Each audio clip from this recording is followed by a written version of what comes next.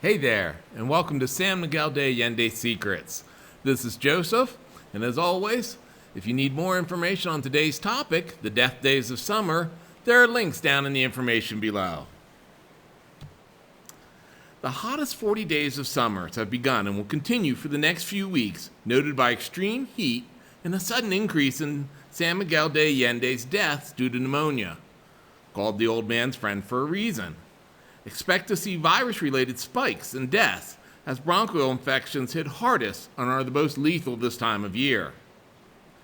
Canicula, or what these dog days are called, is another name for Sirius, the dog star, that follows Orion across the night sky right now. The exact length of canicula varies according to the source material, but most locals feel it runs from about mid-July through late August, known as canicular days. In English, we use the term the dog days of summer. During canicula, vegetation is lusher due to the recent rains. The bites of insects and reptiles are at their most venomous. Skin wounds are most likely to fester. Dog bites are more frequent. And for people like the weak or elderly, they're most likely to get sick and die this time of year. The most uncomfortable part of summer has been studied since the ancient Greeks, Egyptians, and Romans. Even today, July is considered the quietest month of the year for stock trading, with the dog days of summer referring to the lethargic summer markets.